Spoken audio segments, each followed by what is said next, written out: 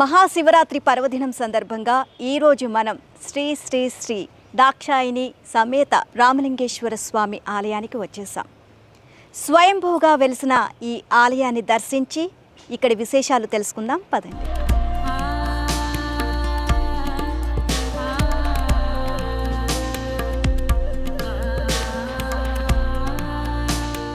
కొండ మీద స్వయంభూగా వెలిసిన స్వామి కోరిన కోరికలు తీర్చే కొంగు బంగారమని భక్తుల విశ్వాసం.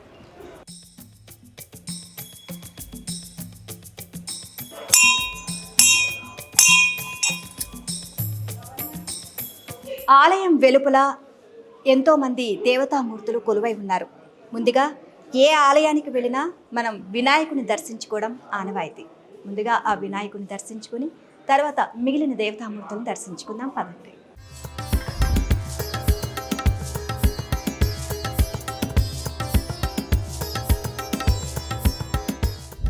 ఆలయం వెలుపలికి రాగానే మనకి కుడివైపున శ్రీ సుబ్రహ్మణ్య స్వామి కొలువై ఉన్నారు.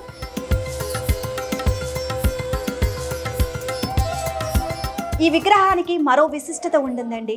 కర్ణాటకలో ఉన్న కుక్కి సుబ్రహ్మణ్య స్వామి ఆలయంలో జంట నాగుల విగ్రహం ఏదైతే ఉందో ఇక్కడ అదే విధమైన రూపాన్ని ఇక్కడ ప్రతిష్ఠించడం జరిగింది. సుబ్రహ్మణ్య స్వామిని దర్శించుకున్న అనంతరం ఆ పక్కనే మనకు దక్షిణామూర్తి దర్శనమిస్తున్నారు.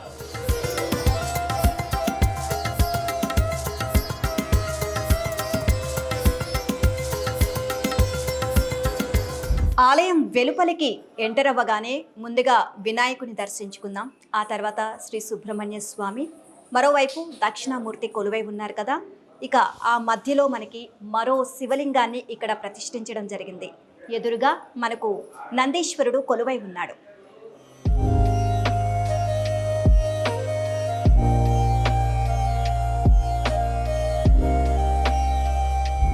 ఈ ఆలయంలో ఎన్నో విశిష్టతలు కలిగి ఉన్నాయి. ఇక్కడ స్వామివారు శివరాత్రి అప్పుడు స్ట్రేట్గా ఉంటారంట. ఆ తర్వాత ఒకవైపుకు వంగి ఉంటారు అని చెప్తారు. అంటే ఇక్కడ స్వామివారు కదులుతారు అని భక్తుల విశ్వాసం.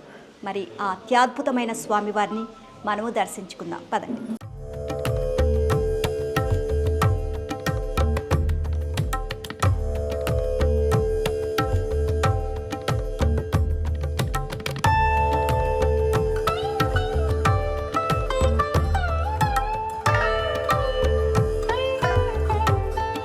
ఈ స్వామివారి రహస్యం అంటే ఇక్కడ విశిష్టత గురించి మనం ముందే మాట్లాడుకున్నాం కదండి. స్వామివారు కొద్ది రోజులు అంటే ఒకవైపు ఒరిగి ఉంటారు, మరికొద్ది రోజులు స్ట్రైట్గా ఉంటారంట. అసలు ఏంటి మహత్యం ఏంటి? సో సత్యనారాయణ గారు మనతో పాటు ఉన్నారు, వారిని అడిగి తెలుసుకుందాం. నమస్కారం. నమస్కారం అండి. సత్యనారాయణ రెడ్డి. ఓం నమ శివాయ. ఈ స్వామివారు ఈ రోజు ఇక్కడ అభిషేకాలు జరుగుతాయి. 6 నెలలు ఒకవైపుగా వంగి 6 నెలలు నిలబడేలాగా కనబడుతుంది. దీంట్లో ఇది ఇంతకుముందు చిన్న చొరికెలాగా ఉండేది. ఇప్పుడు రాను రాను కొంచెం ధర్మకర్తలు అందరు కలిసి కొంచెం వెడల్పు చేసి ఈ బండ చొరికెను వెడల్పు చేసి ఇంతమంది లోపల వచ్చి కూర్చునేలాగా తయారు చేసినారు. ఓకే, 6 నెలలు ఒకవైపు ఒరిగి ఉంటారు, 6 నెలలు నిటారుగా ఉంటారు. ఇది మొత్తం కూడా ఒక గృహలాగా అనిపిస్తుంది. సో ఇక్కడే స్వామివారిది దీని అంటే 400 సంవత్సరాల నుంచి ఉంది అనేది నాకు తెలిసింది. అంతకుముందు ఏమంటే శ్రీరాముల వారు వెళ్ళినప్పుడు ఇది పెట్టినారు. తర్వాత వీళ్ళు ఇప్పుడు ధర్మకర్తల వాళ్ళ తాత వాళ్ళ ముత్తాతలకు వాళ్ళకు స్వప్నంలో కనిపించి ఇక్కడ ఉన్నానని చెప్తే కొద్దిగా పూజలు స్టార్ట్ చేసింది. నేను కూడా 2004 నుంచి ఇక్కడ మాల ధారణ చేయడం జరుగుతుంది. నేను కిష్టాపూర్ నుంచి నడుచుకొని వచ్చి ఇక్కడ వచ్చి మాల వేసుకున్న రోజు 2004. అంచెలంచెలుగా నేను కూడా ఇక్కడ సేవ చేసుకొని ఇప్పటికి కారులో వచ్చే స్టేజ్కి కూడా నేను ఎదిగాను. అంత భగవంతుని దయ వల్ల. ఇప్పుడు మనకి కనిపిస్తుంది ఎలా అంటే స్వామివారు ఒకవైపు ఒరిగి ఉన్నారండి. మనకు అదే కనిపిస్తుంది ఇప్పుడు. అంటే శివరాత్రి తర్వాత అయిపోయిన తర్వాత మళ్ళీ ఉగాది ఆ సమయంలో మళ్ళీ నిటారుగా వస్తారంట. అది 6 నెలలు ఉంటుంది. అంటే స్వామి మహత్యం చూడండి. స్వామి స్వయంభూగా వెలిసారు ఇక్కడ మనకి.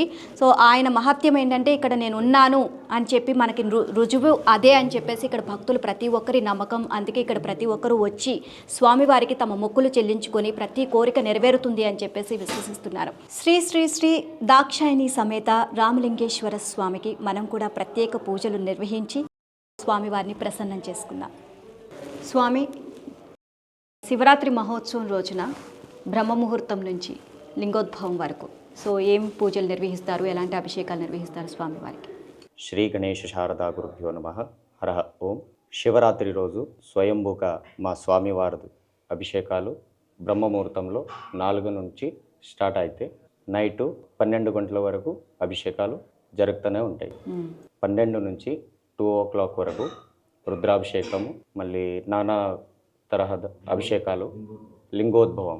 స్వయంభూగా స్వామివారు 6 నెలల క్రాస్గా ఉంటారు, 6 నెలల స్ట్రేట్గా ఉంటారు. శివరాత్రి రోజే మా స్వామివారు స్ట్రేట్గా ఉంటారు. ఆ టైంలోనే మనకి అభిషేకాలు ఎక్కువ, తర్వాత రుద్రాభిషేకాలు కంటిన్యూగా ఉంటాయి. స్వామి మరి పూజ నిర్వహిద్దామా? జయ మంగళం జయ హర నమః పార్వతీ పదగే శివ హర హర మహాదేవ హర. ఓం హస్తే కురంగం గిరిమధ్యరంగం శృంగారితాంగం గిరిజానుసంగం మూర్ధేందుగంగం మదనాంగభంగం శ్రీరామలింగం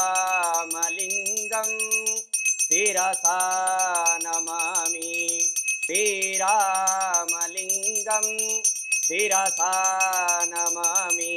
ఓం కర్పూర మహామంగళ నీరాజనం దర్శయామి. నీరాజనంత్రాది శుద్ధ ఆచమనీయం సమర్పయామి. ఓం రాజాదిరాజాయ ప్రసజ్ఞ సాగినే నమో వయం మగే శ్రవణాయ కుర్మహే. సమేన్ కామాన్ కామకామాయ మఖ్యం కామేశ్వరో వై శ్రవణో దధాత. కుబేరాయ వై శ్రవణాయ మహారాజాయ నమః.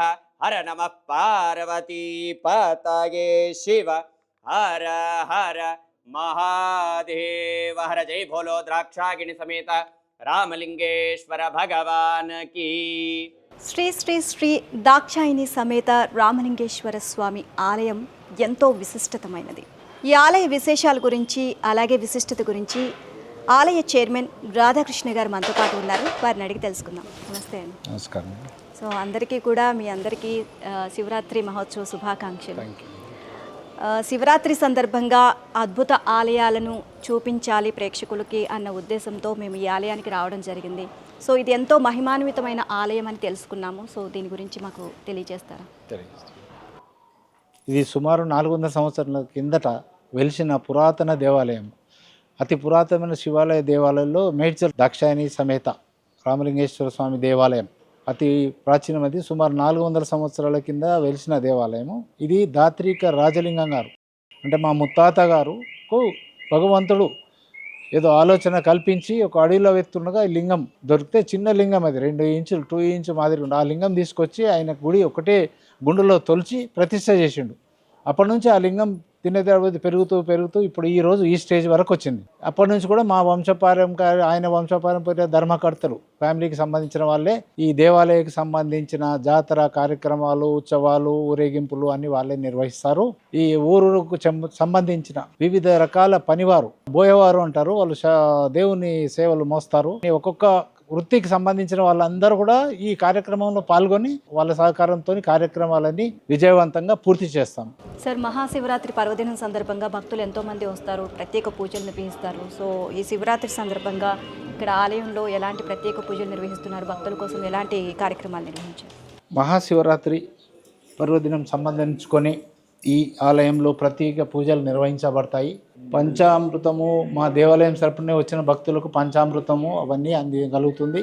ఇక్కడ సుమారు 100 నుంచి 150 మంది స్వాములు దీక్ష తీసుకుంటారు. 40 రోజులు వీళ్ళు దీక్షా కార్యక్రమం ఇచ్చి ప్రత్యేక పూజలు స్వామివారికి సమర్పిస్తారు. జనరల్గా జాతర కార్యక్రమాలు ఎక్కడైనా కూడా కళ్యాణం, రథోత్సవం ఇక్కడ ఇది అటువంటి కాదు, చాలా పెద్ద జాతర అండి. మహాశివరాత్రి మొదలుకొని హోలీ వరకు ప్రతిరోజు వివిధ రకాల సేవలు, పూజలు అందుకుంటారు. బ్రహ్మోత్సవాలేమో 5 రోజులు ఉంటాయి. మా ఉత్సవాలు రోజు ఒక ఉత్సవము, సుమారు 2 నుంచి 3 కిలోమీటర్ దూరం ఊర్లోకి వెళ్ళి తిరిగి వస్తుంది రోజు. మళ్ళీ కళ్యాణము నెక్స్ట్ డే మార్నింగ్ అగ్నిగుండాలు, ప్రత్యేక పూజలు ఉంటాయండి. మళ్ళీ అదే రోజు నైట్ కళ్యాణము 25కి వస్తుంది. 26 నైట్ అంటే 27 మార్నింగ్ 4 గంటలకు రథోత్సవం జరుగుతుంది. అంగరంగ వైభవంగా జరుగుతుంది. వివిధ గ్రామాల నుంచి 1000 మంది భక్తులు పాల్గొంటారు. తర్వాత రావణాసురుని అక్కడ కాల్చి దాంతో ముగింపు చేసి తర్వాత ప్రత్యేక పూజ హోలీ రోజు ఉంటుంది. హోలీ రోజు లాస్ట్ ఉత్సవం వెళ్తుంది. అప్పటికి జాతర ముగింపు కార్యక్రమాలు జరుగుతాయి. ధన్యవాదాలండి, చాలా విషయాలు మాతో షేర్ చేసుకున్నాం.